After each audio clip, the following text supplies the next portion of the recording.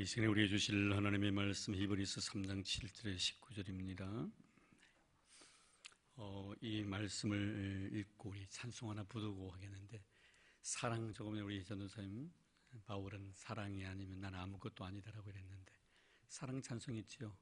사랑은 언제나 오래 참고하는 그 찬송, 그 하나 주시면 좋겠습니다.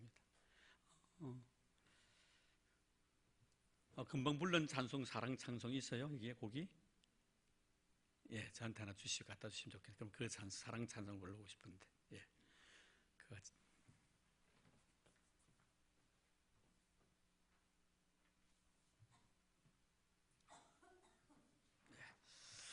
예, 히브리서 3장 7절에 19절 읽고 우리 사랑의 송가 우리 부르고 말씀을 또 생각하도록 하겠습니다. 우리 한 절씩 교독하도록 하겠습니다. 히브리 3장 7절에서 19절입니다. 그러므로 성령이 이르신 바와 같이 오늘 너희가 그의 음성을 듣거든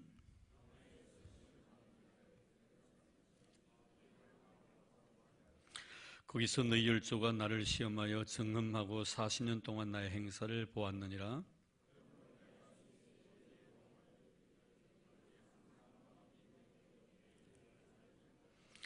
내가 노아여 맹세한 바와 같이 그들은 내 안식에 들어오지 못하리라 하였다 했느니라.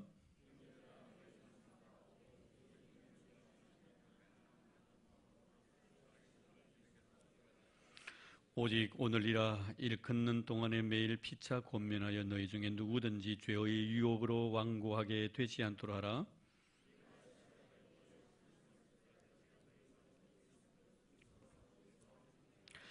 성경이 일렀으되 오늘 너희가 그의 음성을 듣거든 경노하시게 하던 것 같이 너의 마음을 완고하게 하지 말라 하였으니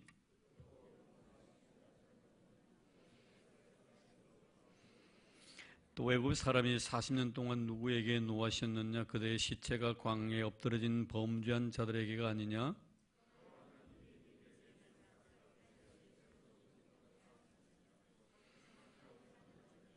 같이 봉독하겠습니다. 19절 이루어보건대 그들이 믿지 아니함으로 능히 들어가지 못한 것이라. 아멘.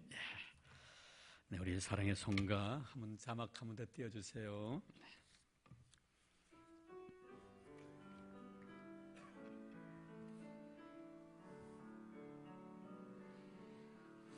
천사의 말을 아는 사람도 사랑 없으면 소용이 없고 심오한 진리 깨닫는 자도 울리는 징과 같네.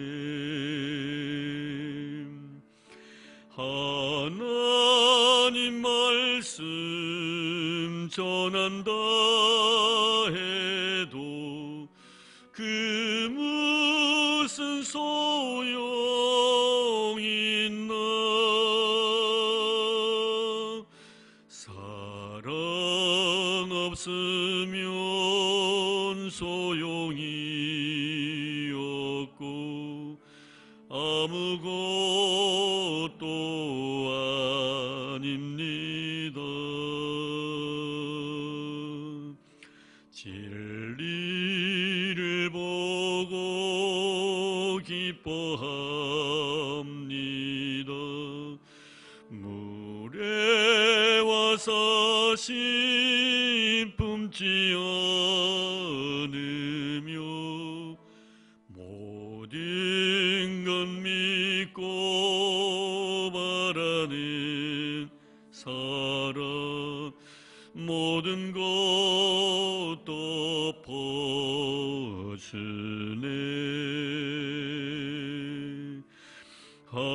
하나님 말씀 전한다 해도 그 무슨 소용 있나. 사랑 없으면 소용이 없고 아무것도 아닙니다. 지금은 이미 약해 보이나 그때는 주를 맞대고 보리. 하나님 나를 알고 계시듯 우리도 주를 알리. 하나님 말씀 전한다 해도 그 무슨 소용이 있나. 사랑 없으면 소용이 없고 아무것도 아닙니다. 아멘. 예, 참 좋은 찬송 가사인 것 같습니다. 사랑이 없으면 나는 아무것도 아니다. 제가 왜 이 찬송을 한번 부르고 싶었냐면 이 찬송 말고 또 사랑도 부르고 싶었는데 가끔 그 설교라는 설교자 입장에서 설교자가 마음속에 하나님의 성령의 감동이었고 은혜가 없을 때 우리 성도의 마음이 냉랭하다는 것을 설교하는 가운데 많이 느끼는 바입니다. 아무리 천사 같은 말을 할지라도 마음에 사랑이 없으면 아무것도 아니라고 그런 것 같아요. 너가 보기 싫은 것도 사랑이 없어서 그렇고요. 너를 멀리하고 싶은 것도 근본적으로 보면 다 사랑이 없기 때문에 그런 거예요. 예배에 참여하고 싶은 생각이 없는 것도 사랑의 결여고 찬송하고 싶은 마음이 없는 것도 사랑의 결여예요. 찬송을 하면서도 그냥 입술만 번긋하고 마음에 감동이 없는 것도 우리가 따지고 들어가 보면 사랑의 결여 때문에 그런 겁니다. 정말 사랑만 있다면 이 세상에 좋아 보이지 않을 것이 하나도 없지요. 모든 것이 아름답게 보이고 모든 것이 좋고 모든 것이 선합니다. 여전히 내 마음속에 내가 좋지 않게 여겨지고 바라봐지는 것은 내 마음에 사랑이 없기 때문에. 그래서 바울도 내가 사랑이 없다면 나는 아무것도 아니다. 아무것도 아니다. 우리는 다른 것은 좀 부족해도 사랑만은 항상 넘치는 우리 성교회가 되었으면 하는 그런 바람의 마음입니다. 아멘. 예, 그런 우리 성도 되고 그런 교회가 되었으면 하는 그런 바람의 마음이. 오늘 이 말씀을 가지고 2시간에 걸쳐서 여러분들과 함께 은혜를 나누고 싶은데요. 여전히 히브리서 기자는 히브리서를 쓴 목적을 오늘 말씀을 통하여 또다시 이렇게 말씀을 하고 있습니다. 왜 내가 이 말씀을 쓰게 되었고 이 말씀을 쓰게 된 그 목적이 무엇인가. 이미 알고 계시다시피 히브리서는 유대교에 심지되었던 사람들 가운데 많은 사람이 기독교로 개종하고 모세를 추동했던 그들이 이제는 모세는 예수의 그림자에 불과할 뿐이고 사랑은 바로 율법의 완성이기 때문에 예수만이 우리의 메시아시다는 귀한 복음을 듣고 기독교로 개종한 그 사람들을 위해서 쓴 말씀이기 때문에 여전히 모세와 예수님을 비교해서 이렇게 설명을 하고 있습니다. 사실 모세는 예수님과 비교의 대상이 아니죠. 어떻게 비교될 수가 있겠습니까? 모세는 지난 시간에 말씀을 드렸듯이 하나님의 종이었고 예수님은 하나님의 아들이셨습니다. 모세는 피조물이었고 우리 예수님은 창조주이십니다. 어떻게 피조물이 창조주와 비교할 수가 있겠나 이 말이에요. 그런데 왜 이렇게 비교를 합니까? 그동안에 유대교에 심취되었던 사람들은 모세가 그의 생애 전체를 지배하고 있었기 때문에 예수를 통해서 모세와 예수를 비교하고 그리고 모세는 결코 예수 그리스도의 비교의 대상이 아니다. 예수 그리스도는 바로 하나님의 아들이시며 우리의 구세주 되시라는 사실을 그들에게 각인시키기 위해서 믿음으로 받아들이게 하기 위해서 이렇게 모세와 예수를 비교한 것입니다. 모세 역시 물론 하나님과 대면하여 하나님을 친히 뵙기도 하고 말씀을 듣고 십계명을 갖다 우리에게 주신 분이시기도 하지만 우리 역시 모세와 동등한 성령을 가진 자이고, 모세는 그래도 하나님을 직접 아련하고도 화를 내고 분을 냈고, 그러나 그는 한 번도 우리 하나님을 아련한 적도 없고 십자가에 못 박혀 달려 돌아가신 예수님을 친히 목도한 적도 없습니다. 그저 우리는 말씀을 듣고 말씀을 믿고 말씀 속에 나타나 있는 예수님이 하나님 아들로서 이렇게 믿게 되는 것이죠. 이렇게 본다면 우리의 믿음이라는 것은 정말 얼마나 하나님 바라보실 때 아름다운 믿음인가. 지금 좀 후에 말씀을 드리겠습니다만 이스라엘 백성을 보십시오. 광야 40년 동안 그들이 경험한 것은 매일마다 하나님의 영광을 경험했고 하나님의 임재를 경험한 사람들입니다. 불기둥과 구름기둥을 통해 40년 동안 한 번도 떠나신 적이 없었고요, 만나와 메추라기를 내리십니다. 그래 노력해서 일을 해서 애써서 힘을 써서 얻어진 것이 하나도 없더란 말이에요. 그러면서도 그들은 광야 생활 속에 직접 하나님을 경험하면서도 끊임없이 하나님에 대해서 저항하고 불신하고 믿음 없어서 결국에는 하나님 앞에 심판받는 그런 모습을 바라보면서 정말 주님께서 우리에게 도마에게 주신 귀한 말씀, 도마야 너는 나를 본고로 믿느냐, 보지 않고 믿는 자가 참 복되도다. 참 이런 말씀을 생각할 때 우리가 정말 하나님 앞에 참으로 복 있는 사람이다 하는 것을 우리는 깨닫게 됩니다. 오늘도 여전히 히브리서 기자는 우리에게 모세에 대한 이야기를 계속 해나갑니다. 자, 그러면서 7절에 17절, 11절까지의 말씀에 보면 이스라엘 백성들의 광야 생활에서의 그 불신앙을 인급하면서 결국에는 그들이 안식에 들어가지 못했다. 하나님께 모세를 통해서 주신 말씀에 대해서 불신앙해도 그들은 가나안 땅 안식에 들어가지 못했는데, 여러분들 예수 굳게 잡으십시오. 하나님의 아들이신 예수를 믿지 아니하고 어떻게 우리가 안식에 들어갈 수가 있습니까? 바로 이 이야기를 하고 싶은 것입니다. 그래서 그 내용이 바로 12절에 14절까지의 말씀에 기록이 되어 있고요, 그리고 15절부터 마지막까지 19절까지의 말씀은 다시 한번 불순종했던 이스라엘 백성에 대해서 재차 강조하고 있는 그런 내용의 말씀입니다. 그 하나님께서 모세를 통해 주신 귀한 말씀에 불순종한 사람들이 안식에 들어가지 못했다면 친히 하나님이신 예수님께 이 세상에 오셔서 누구를 통해서가 아니라 직접 그분께서 말씀하신 그 말씀을 우리가 믿지 않고 불순종한다면 어찌 우리가 천국에 들어갈 수가 있겠는가, 안식에 들어갈 수가 있겠는가, 이 이야기를 지금 히브리서 기자는 하고 있는 것입니다. 자, 그러면서 먼저 오늘 7절 말씀을 볼까요? 그럼 이렇게 말합니다. 그러므로 성령이 이르신 바와 같이 오늘 너희가 그 음성을 듣거든. 성령이 이르신 바와 같이. 성령이 뭘 이루셨다는 말씀입니까? 말씀을 통해서 우리에게 가르치신 바대로 이 말입니다. 참으로 여러분, 아름다운 신앙의 고백이 아닐 수가 없지요. 여러분, 성령을 쓴 주체가 누구입니까? 모세입니까? 여호수아입니까? 사무엘입니까? 아니면 바울입니까? 베드로입니까? 바로 성령의 주체는 성령님이시라는 것을 우리에게 먼저 말씀을 하고 있습니다. 그렇습니다. 여러분, 히브리서 기자는 분명히 여기서 성경은 성령님에 의해서 쓰여진 책이라고 이렇게 말씀합니다. 이에 대해서 베드로 사도 베드로후서 1장 20절에서 21절 말씀에 보면 성경의 모든 예언은 사설이 풀 것이 아니라 예언은 언제든지 사람의 뜻으로 낸 것이 아니 오직 성령의 감동하심을 받은 사람들이 하나님께 받아 말한 것임이니라. 하나님께서 성령을 쓰시기 위하여 사람을 선택했고 그 사람의 손을 빌려서 하나님의 귀한 성경을 기록하게 만드셨다.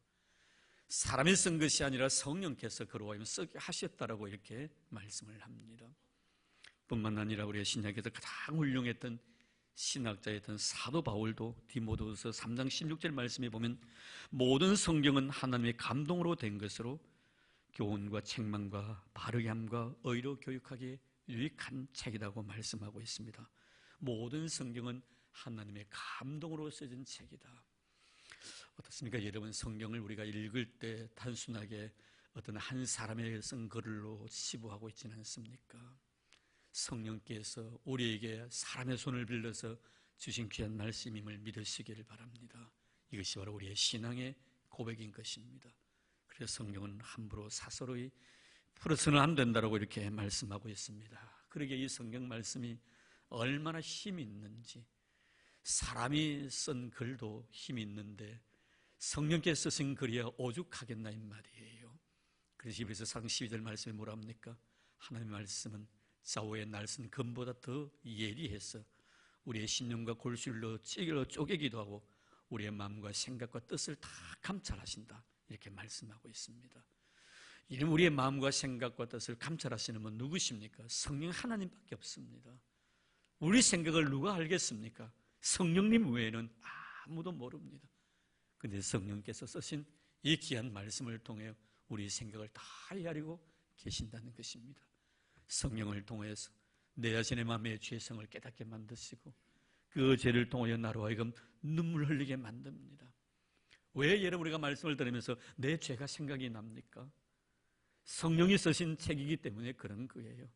성령께서 말씀을 통하여 내 심령을 만지기 때문에 그런 겁니다. 왜 그 죄 때문에 눈물을 흘립니까? 여러분, 성령께서 말씀을 통하여 나의 역사이기 때문에 내가 내 죄성을 알고 하나님 앞에 눈물을 지으며 회개하는 것 아니겠습니까? 여러분, 그럼 우리는 항상 하나님의 아름다운 말씀을 통해서 우리의 심령을 만지시는 성령 하나님, 그래서 말씀을 통하여 우리가 경험되어져야 될 것이 뭡니까? 예수 그리스도이십니다. 하나님이십니다. 성령님이십니다. 이 성령님을 경험하게 하시기 위하여 성령께서 말씀을 주셨고 예수를 말씀을 통해 경험하게 하시기 위하여 성령께서 친히 이 성령을 쓰신 것이라는 것을 기억하시길 바랍니다. 나를 만드시고 나를 지으시고 나를 섭리하시고 나를 간섭하시고 나를 부르셔서 의인으로 인정해 주시고 의인된 나를 영화롭게 해주시는 하나님의 놀라운 손길을 느끼게 하시기 위해서 성령께서 감동을 통하여 성경을 우리에게 써주셨다는 것을 꼭 여러분 기억하시길 바랍니다.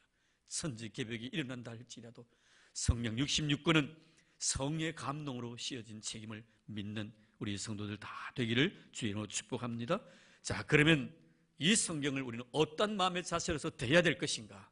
오늘 히브리서 기자는 자세하게 우리에게 설명을 해주고 있습니다. 성령의 감동으로 말미암아 씌어진 하나님의 거룩한 말씀을 우리는 어떻게 대해야 될 것인가? 다시 한번 7절, 8절, 7절 중반을 보겠습니다. 오늘 너희가 그의 음성을 듣거든 광야에서 시험하던 날에 거역하던 것 같이 너희 마음을 완고하게 하지 말라. 하나님의 거룩한 말씀 앞에서 우리의 마음이 완고해서는 안 된다. 그의 음성을 듣거든, 그의 음성을 듣거든. 그 음성은 누가 주신 음성입니까? 성령님이 주신 음성입니다. 이 성령님께서 주신 이 귀한 음성을 너희가 듣거든 너희들 마음을 완고하게 하지 말라. 개정개기는 완고입니다. 우리가 잘 아시는 개역 성경에는 패역이라고 말합니다. 강팍함이라고 말합니다. 우리의 마음을 강팍하게 하지 말라. 말씀 앞에서 자꾸 우리의 마음이 완고해져서는 안 된다. 내 마음이 굳어져서는 안 된다고 이렇게 말씀을 하고 있습니다. 40년 동안 그들은 하나님의 사랑과 은혜를 광야에서 이스라엘 백성들은 경험하게 됩니다. 필요하신 것들을 다 공급해 주셨고 불기둥 구름기둥으로도 그들을 추위를 막아주셨고 더위를 다 피하게 해주셨습니다. 먹을 거 다 주셨습니다. 만나 주시고 고기 먹고 싶다고 했을 때 메추라기 주셨습니다. 물 먹고 싶다고 해서는 반석을 써서 그들에게 물을 먹이시기도 하셨습니다. 그러나 여러분, 이런 놀라운 능력과 은혜를 그들은 광야 생활을 통해 경험하면서도 하나님께 모세를 통해 주신 귀한 말씀에 귀를 막습니다. 이런 하나님의 백성은요, 무엇으로 사는 존재입니까? 주님 그렇게 말씀하셨죠. 사람은 떡으로만 사는 것이 아니라 하나님의 입에서 나오는 모든 말씀으로 사는 존재라고. 그렇습니다, 여러분. 여기서 사람은 누굴 말하는 거예요, 여러분? 하나님을 믿는 백성을 두고 하는 말입니다. 세상 사는 사람들은요, 하나님 말씀 없이도 살아갑니다. 그러나 그 사는 것은요, 죽음을 향한 삶이죠. 지옥을 향한 삶이죠. 그러나 우리 하나님 믿는 백성들은 뭡니까? 떡으로만 사는 존재가 아닙니다. 하나님의 입에서 나오는 모든 말씀으로 사는 존재가 바로 우리 하나님 믿는 백성이에요. 그래서 우리 성도들은요, 한 끼 밥을 굶어도요 견딜 수가 있어야 되고요, 두 끼 밥, 세 끼 밥, 아니 하루 종일 일주일 내내 금식해도 견딜 수 있는 사람이 되어야 합니다. 하지만 하나님의 말씀은 단 1분 1초라도 내가 듣지 않냐면요, 내 마음이 힘들고 괴로워야 합니다. 마음이 아파야 합니다. 말씀을 듣고 싶어서 견딜 수가 없어야 됩니다. 이번 시편 42편 보십시오. 하나님 백성의 신앙 고백, 마치 사슴이 시냇물을 찾기에 갈급한 같이 내 영혼이 주를 찾기에 갈급하나이다. 여러분, 이것이 바로 하나님을 믿는 백성의 다움의 삶의 모습이에요. 하나님 말씀을 하루도 듣지 않으면 견딜 수가 없어야 됩니다. 어떻습니까, 여러분? 하루 내가 한 끼 굶으면 배가 고파가지고 점심시간에 얼마나 허기진 배를 안고 많이 먹습니까? 정말 여러분, 하나님 말씀을 하루 내가 듣지 않음에도 불구하고 편안합니까? 영적으로 뭔가 문제가 있기 때문에 그런 거예요. 정말 영적으로 하나님 앞에 가까이 있는 사람은 견딜 수가 없어요. 하나님 말씀 듣지 않으면 견딜 수가 없는, 마음이 아프고 힘들고 순간순간마다 괴롭고 고통스럽고 몸부림치고, 주님 나에게 왜 말씀을 주시잡니까 하고 내가 하나님 앞에 눈물 펑펑 쏟으면서 기도해야 될 사람이 예수 믿는 사람이라는 거예요. 여러분, 잊지 마시기를 바랍니다. 여러분, 교회에 나와서 하나님 말씀을 듣지 않음에도 불구하고 그렇게 편안합니까, 여러분? 오늘 말씀 보십시오, 여러분. 잘 들어, 하나님 말씀, 성경으로 쓰여진 이 귀한 말씀, 우리는 하나님 입에서 나오는 말씀으로 살아가는 존재라는 것을 꼭 여러분 기억하시기를 바랍니다. 그래서 우리는 항상 믿음으로 사는 성도들에게서는 말씀이 하루라도 내 곁에서 떠나는 일이 없도록 늘 말씀과 가까이 대하는 우리가 되어야 될 줄로 믿습니다. 여러분, 오늘 말씀에 보면 그 말씀 앞에 우리의 마음이 절대로 하나님의 말씀을 거역하지 말라고, 마음을 완고하게 하지 말라. 이러면 하나님의 말씀 앞에서 마음이 완고해지면 어떤 결과가 빚어지는가 하는 것을 우리는 성경을 통해서 많이 말씀해 주고 있습니다. 동시대에 살았던 두 인물 좀 잘 아십니다. 그런데 한 사람은 축복의 대명사가 되었고 한 사람은 저주의 대명사가 되었습니다. 그가 누굽니까? 바로 사울과 다윗입니다. 그가 왜 여러분 축복의 대명사가 되었고 왜 그가 저주의 대명사가 되었습니까? 그것은 바로 하나님 말씀 앞에서의 마음의 자세 때문이었습니다. 여러분, 사울 보십시오. 하나님의 거룩한 말씀 앞에 그의 문을 닫아버립니다. 순종하지 않습니다. 사무엘상서 15장에 보면 나중에 사무엘이 사울에게 뭐라고 말합니까? 하나님의 말씀을 듣는 것이 수양의 기름보다 낫고 하나님의 말씀에 순종하는 것이 하나님 앞에 나와서 어떤 것을 드리는 것보다 말씀 순종하는 것도 낫습니다. 순종이 제사보다 낫습니다. 이런 말을 합니다. 그 말을 하고 난 뒤 이 사울이 받아들였으면 얼마나 좋겠어요. 그 내 길을 닫고 받아들이지 않습니다. 나중에 하나님께서는 결국에는 이 사울에게서 말씀을 거두어 가버리게 되지요. 말씀을 거두어 가버리십니다. 말씀을 거두어 가버리신다는 것은 말씀이 내 귀에 들리지 않는다는 거예요. 당시에 여러분, 하나님께서 말씀을 주실 때는 그 말씀을 주시는 하나의 수단이 뭡니까? 선지자입니다. 지금처럼 말씀이 쓰여지는 것도 아닙니다. 기록된 말씀 같으면 얼마나 좋겠어요. 교회에 나가서 하나님의 말씀 들을 시간이 없으면 집에서 하나님의 말씀 읽을 수 있는 이 은혜를 우리가 받고 있다는 참 축복이에요. 우리가. 그래서 이런 율법시대에 살아가고 있는 사람들보다 우리가 복음시대에 살아가고 있는 우리가 얼마나 행복한 사람인지, 얼마나 축복받은 사람인지. 오죽했으면 여러분, 우리 예수님께서 세례요한에 대해서 얼마나 큰 자인지, 여자가 남자 중에 세례요한보다 더 큰 이가 없다고 말씀하시면서 천국 가면은 가장 작은 자도 이 자보다 더 크다고 말씀합니다. 무슨 뜻입니까, 여러분? 여러분, 세례요한은 율법의 마침이에요. 복음의 시작은 누구부터입니까? 예수 그리스도부터입니다. 율법과 복음의 관계를 이야기하는 거예요. 참 우리가 이토록 은혜 시대에 살아가고 있고 복음 시대에 살아가고 있다는 것이 얼마나 행복한. 이런 과거의 율법 시대들은 어떻습니까? 쓰여진 하나님의 말씀이 없었을 때는 유일하게 하나님께서는 하나님의 귀한 말씀을 하나님의 사람들에게 들려주실 때는 선지자들을 통해서 들려주시는 거예요.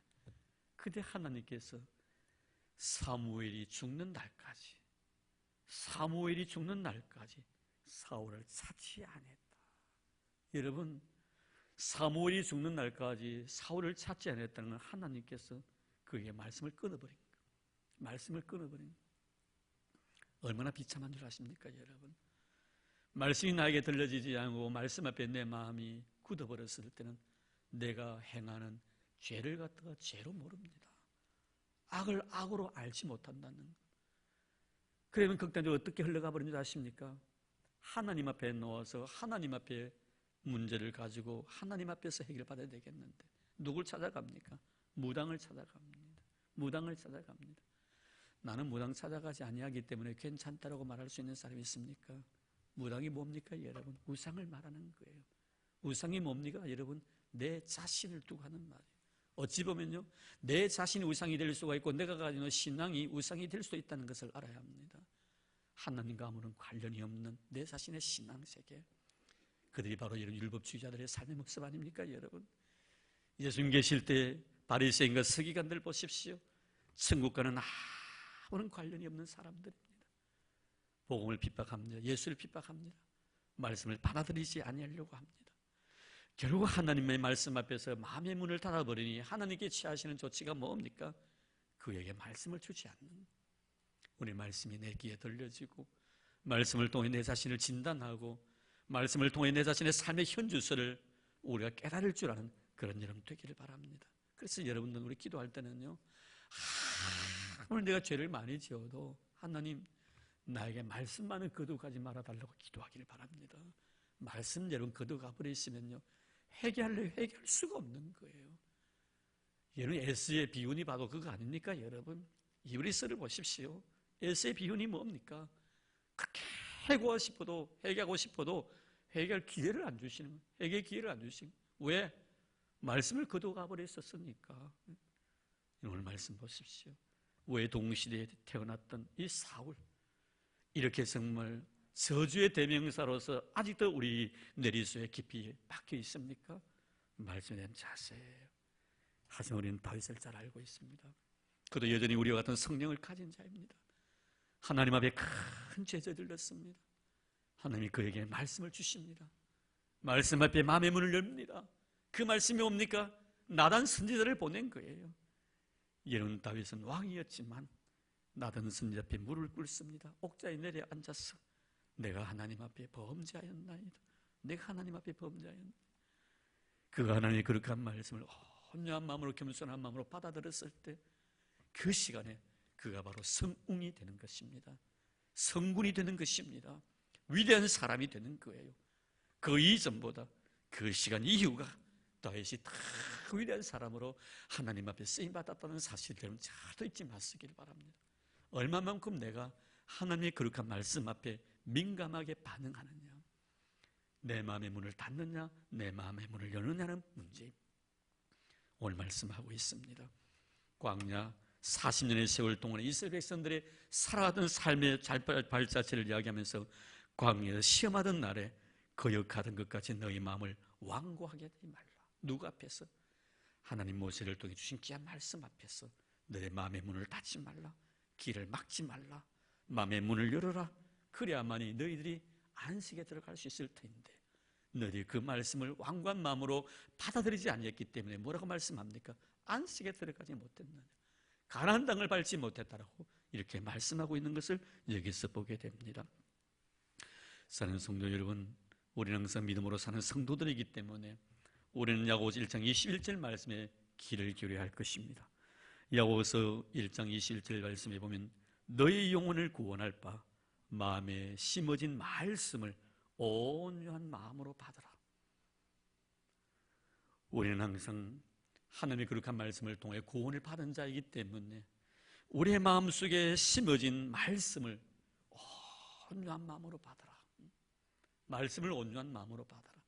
우리 예수님께는 이 말씀을 가지고 사람의 네 가지의 마음밭에 대한 설명을 하면서 옥토와 같은 마음밭이라고 말씀했습니다. 옥토와 같은 마음, 이런 마음이 되어야만이 말씀이 내 마음속에 심어지고 그 심겨진 씨가 싹이 나고 꽃이 피고 열매를 맺게 된다는 것을 우리에게 말씀해 줍니다. 어떤 상황 속에서라도 하나님의 말씀을 온유한 마음으로 받아들이는 이런 데워서 다 안식에 들어가는 그런 복을 얻는 그런 애가 있기를 주의 이름으로 축복합니다. 그리고 난 뒤에 히브리서는 바로 다음에 이렇게 말씀합니다. 9절 말씀 볼까요?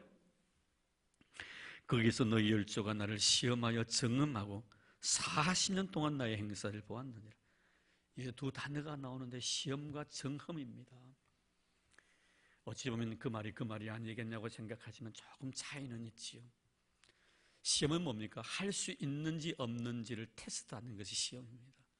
증험은 뭡니까? 할 수 있다면 그것을 나에게 보여달라고 하는 것이, 증명해 보여달라는 것이 바로 증험입니다. 이런 이스라엘 백성들은요, 광야에서 하나님을 시험하고 하나님을 증험했다라고 이렇게 말씀해요. 그래서 그들이 안식에 들어가지 못했다, 이렇게 지금 말씀하고 있는 내용을 여기서 보게 됩니다. 여러분, 이것은 우리가 하나님의 거룩한 능력을 갖다가 때로는 시험하고 증험할 때가 참 많습니다. 우리 예수님께서 광야 40일 동안 금식 기도하고 난 뒤에 사단에게 시험을 받습니다.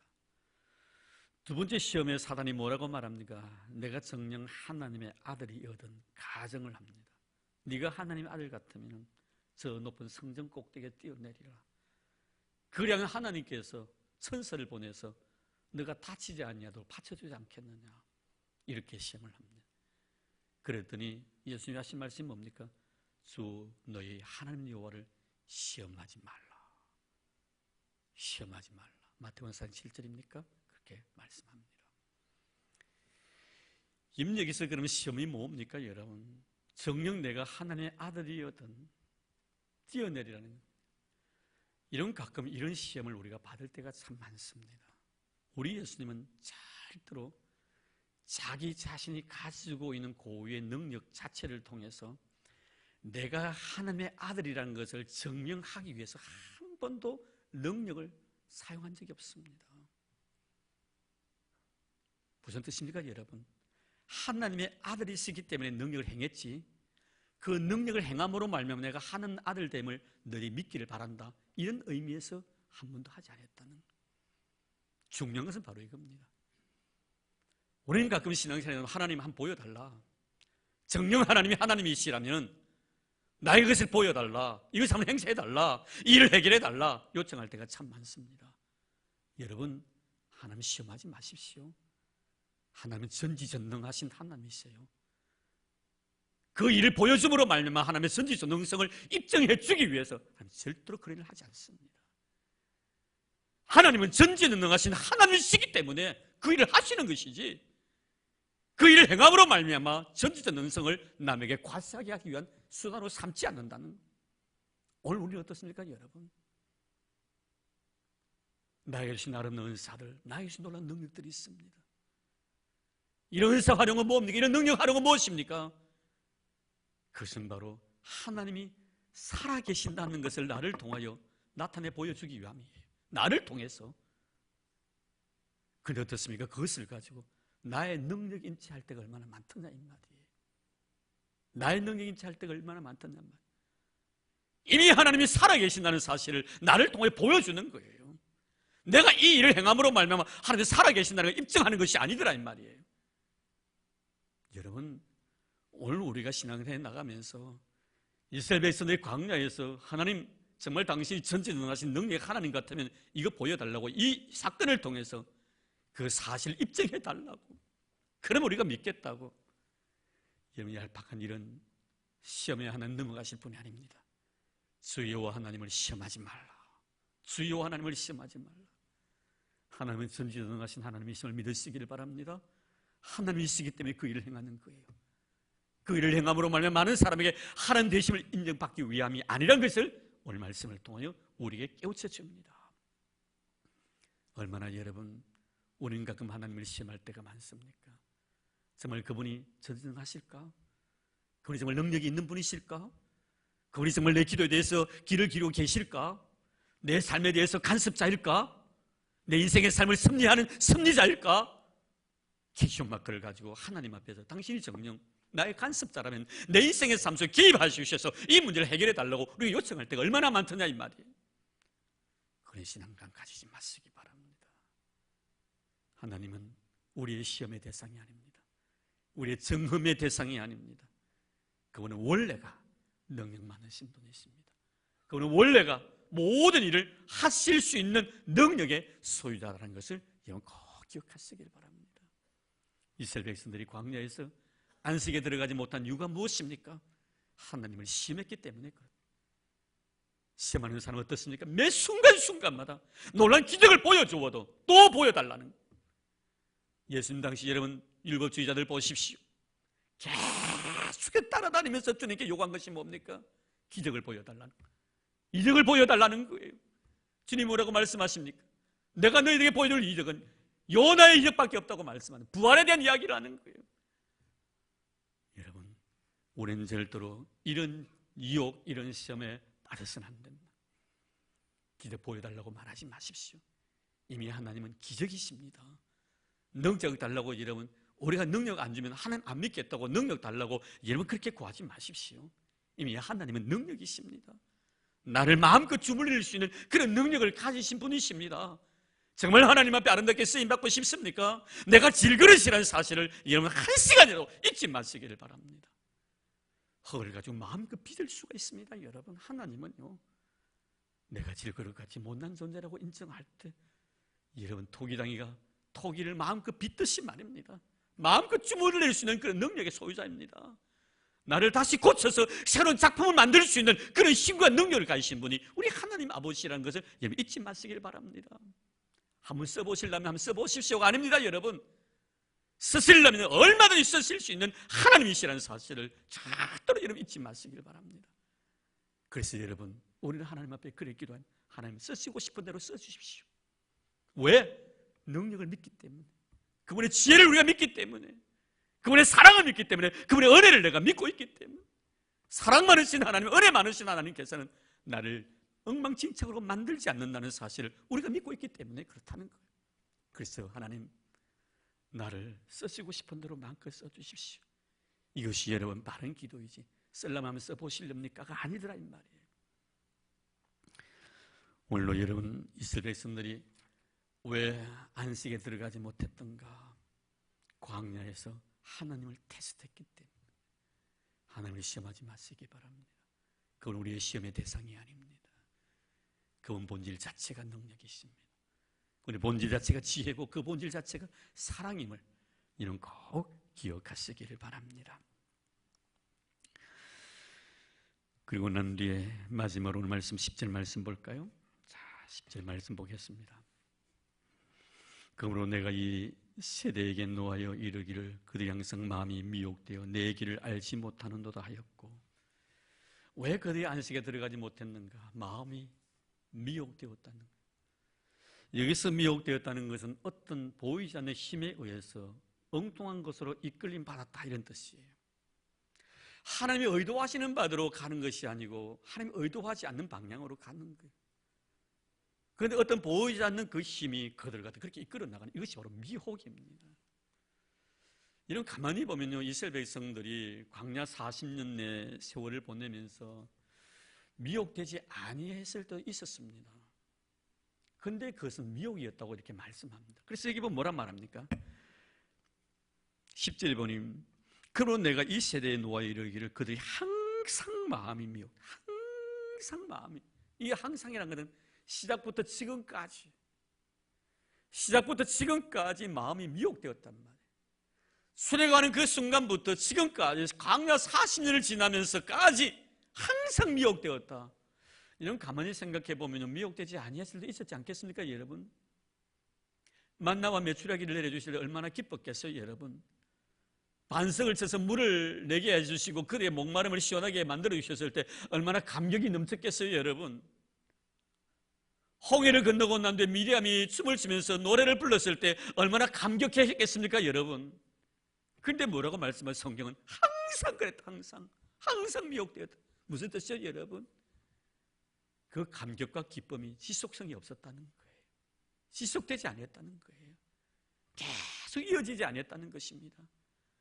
마치 고무줄처럼 잡아당기면 늘어나고 놓으면 또 줄어드는 이런 모습이더라 이 말이에요. 변함없이 주님을 사랑하지 않더라 이 말이에요. 변함없이 주님에 대한 신뢰가 없더라 이 말이에요. 좋은 거 주실 때는 한없이 기뻤는데 조금 어려우니까 불평불만 원망을 하더라 이 말이에요. 감정적이고 즉흥적인 신앙을 두고 하는 말입니다, 여러분. 항상 그들이 미혹됐다는. 오늘 여러분 감정적이고 즉흥적인 신앙을 신앙이라고 말하지 않습니다. 바울은 우리에게 말씀하죠. 변함없이 주와 교회를 사랑하는 사람에게 하나님의 은혜가 있을지어다. 변함없이 봄, 여름, 가을, 겨울, 비가 오나 눈이 오나 바람이 부나 어떤 상황 속에서라도 주님을 사랑하고 교회를 사랑하는 마음이 변함이 없을 때 하나님의 은혜가 그들에게 임한다는 말씀이에요. 왜 그들의 감사가 없었고 왜 그들의 감격이 없었습니까, 여러분? 그러나 지속적이지 않았기 때문에 항상이라고 말씀하고 있는 거예요. 사랑하는 성도 여러분, 우리는 주와 교회를 섬기며 주와 교회를 사랑하기 위해서 부르심을 받은 공동체인 줄로 믿습니다. 곁에 계신 분들이 여러분 사랑의 대상이에요. 묘나 고나 끝까지 천국 가는 그 순간까지 사랑으로 가슴에 품고 같이 가야 될, 같이 손을 잡고 가야 될 우리들입니다. 그래서 천국 가서 우리는 형제가 되는 거예요. 자매가 되는 거예요. 이 아름다운 사랑을 위해서 부르심을 받은 우리들이기 때문에 이 사랑은 변함이 없어야 됩니다. 왜 바뀝니까, 여러분? 나한테 잘해준다고 사랑하고 잘못해주면 내가 미워할 겁니까? 그럼 나는 어떻습니까, 여러분? 그 사람 항상 사랑했었습니까? 왜 나는 그 사람이 나를 미워한다고 나는 그 사람을 또 미워합니까? 나도 그랬으면서 잊지 마십시오. 내가 끝까지 사랑하면요, 그 사람도 나를 끝까지 사랑합니다. 오늘 여러분 항상 미혹되지 않기를 바랍니다. 왜 여러분 안식에 들어가지 못했습니까? 이들이 항상 미혹되었기 때문에 감정적이고 적극적인 그런 신앙을 가지고 있었기 때문에 어려우니까 불평불만합니다. 어려울 때마다 뭐 합니까? 다시 돌아가자는 거예요. 어디로? 애굽으로 다시 돌아가자는 거예요. 돌아갈 수 없는 다리를 건너왔건만 다시 돌아가자는 거예요. 이런 어리석은 자가 어디 있어요? 우리는 여러분 돌아올 수 없는 다리를 이미 건너온 우리들을 믿으시기를 바랍니다. 과거로 돌아갈 수가 없어요. 왜? 예수 그리스도의 십자가 위에서 우리 형을 위해서 피 흘려주셨기 때문에, 이것 때문에 돌아갈 수 없는, 이것 때문에 예수님이 우리를 포기 못합니다. 여러분, 나를 사랑해 주셔서 십자가 지셨는데 어떻게 주님이 나를 포기하신단 말입니까? 여러분, 자그만 것 대가 치렀으면 내가 포기도 할 수 있겠지만 생명을 버리신 사건이에요. 생명 주고 바꿨는데 어떻게 그분이 나를 포기한단 말입니까? 여러분, 포기하지 않습니다. 우리의 생명은 만유보다 크신 하나님의 손 안에 있기 때문에 어느 누구도 그 손에서 빼앗을 자가 없느니라. 할렐루야. 여러분, 하나님은 절대로 우리 생명에 대해서 포기하지 않습니다. 끝까지 사랑해 주실 것입니다. 그러면 우리 역시 마찬가지입니다. 미혹되지 마십시오. 끝까지 십자가 보여잡고 사랑하는 거예요. 섬기는 거예요. 예배에 충실하는 겁니다. 진실한 예배자가 되는 것입니다. 그리고 하나님 앞에 내 심령을 토해놓는 겁니다. 그리고 그분의 사랑을 순간순간마다 확인하는 것입니다. 나를 지금도 그분이 사랑하고 있다는 사실을 순간순간마다 확인하고 그것이 나의 신앙의 고백이 되고, 하나님 나를 변함없이 사랑해 주시니 나 역시 변함없이 주를 사랑하겠노라고 결단할 수 있는 이런 신앙, 이럴 때 우리는 안식에 들어갈 수가 있을 것입니다. 미혹받지 마시기를 바랍니다. 이런 신앙이 즉흥적이지 않기를 바랍니다. 심지가 견고해서 평강에서 평강으로 인도받는 그런 축복된 우리의 성도들 다 되길 주의 이름으로 축원합니다. 하나님 감사합니다. 오늘 안식에 들어가기 위해서 히브리서 기자는 모세와 이스라엘 백성들의 삶을 소개하고 있습니다.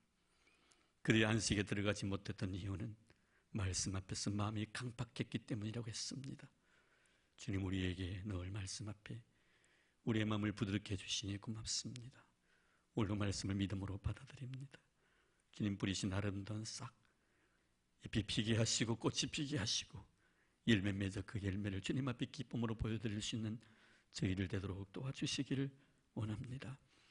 하나님, 그리 안식에 들어가지 못했던 것은 하나님의 전지전능하신 능력을 시험했기 때문이라고 말씀하고 있습니다.